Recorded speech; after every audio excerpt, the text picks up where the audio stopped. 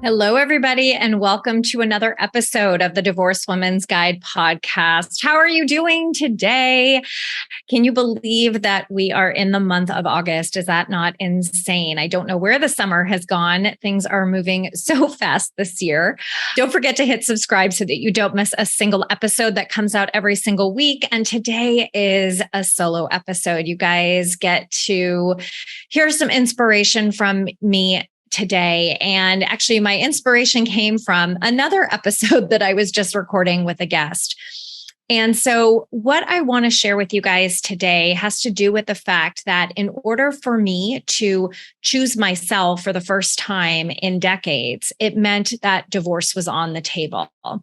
And what ended up coming with that was me feeling completely and utterly paralyzed. The reason being is that, as you guys know, no one is ever truly prepared or ready to say the words, I want a divorce.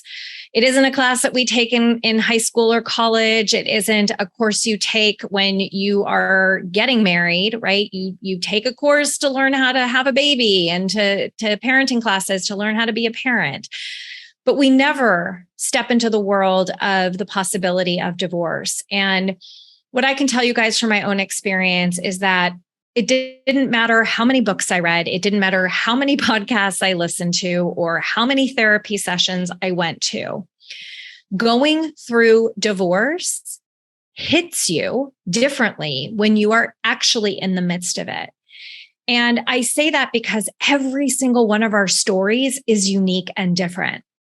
And I can sit here and tell you guys that I remember, like it was just yesterday, feeling paralyzed with fear. I remember sitting in massive amounts of resentment, feeling abandoned by the one person that I thought would never abandon me, or having those random emotional breakdowns during the day where all of a sudden I'd be sitting at my desk at work and I would just start crying and I would have to run to the bathroom and go into a stall and just let myself feel whatever was coming up. But to be honest, I was trying to get myself to stop and I couldn't. And then how do you cover up your swollen eyes afterwards? And then I know you guys can relate to what I'm about to say, but that incessant overthinking 24/7 about everything that I had uncovered, everything that I was questioning and wondering, how did I get here? What happened? When did I fall asleep? And I was so incredibly miserable. I was miserable. I was sad. I was angry. And I needed to figure out a way out. I was that person that it was like, strong means doing this by myself. Strong means figuring it out the hard way, because that was a badge of courage. It was a badge of honor that I wanted to wear and I wanted to wear proudly. But what I ended up realizing is that all the negativity that was coming from my separation and divorce process was starting to leak into all these other areas of my life. Do you guys know what I mean when I say that? It just started spewing. And at the same time, here I was feeling surrounded by just, darkness and lack and just misery. And there my ex was moving on with his life. In my view, it was living in the sun, right? Being in sunshine and starting his own life. Like I didn't even matter. Like anything we had been through was just, who cares? I'm moving on. And I remember that I was so incredibly focused on my pain that I had no idea what I wanted my life to look like, right? What I wanted to create, what that vision was. And a lot of that had to do with the fact that I never allowed myself to really think about what choosing me would look like, right? I was so focused on that pain that I had no clue what life after him was going to look like. And that was because I had no idea who was looking back at me in the mirror. I had no idea who I was. It on the other side of this, in it, right? How many of you can relate to what I'm saying? Does this sound similar to how it is that you're feeling? And I'm saying this today because I want you to know that you're not alone. You don't have to keep putting on this brave face every day and crying in the bathroom stall or behind that closed door anymore. That you can have a listening ear, that you can be a part of a tribe that actually understands, that helps you to see you, that helps you to see the magnificence of who it is that you are, how this experience is teaching you lessons that had to be taught to you this way in order for you to choose yourself.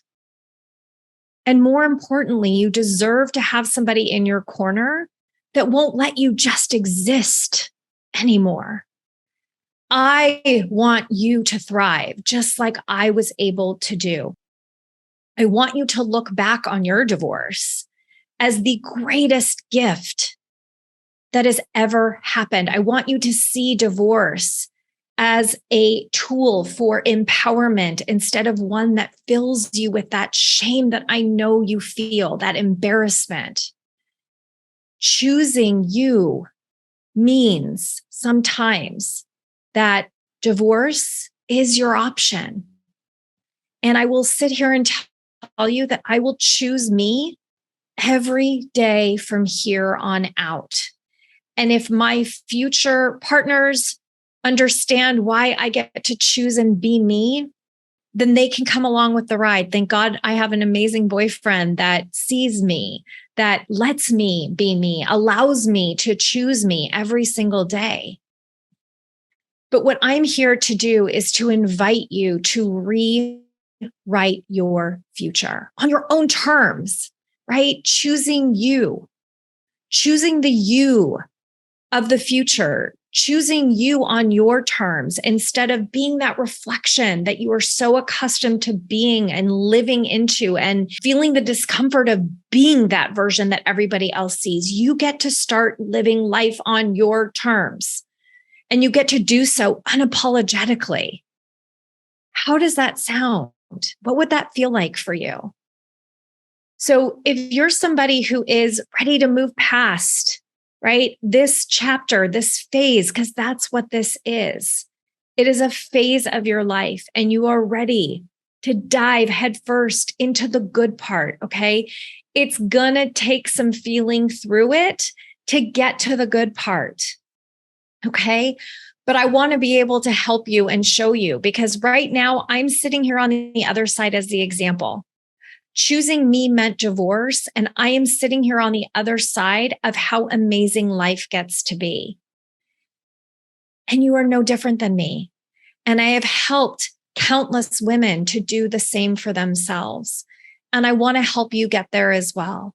Trust me, please. You've been listening to my podcast for how long? Or maybe you just stumbled upon me.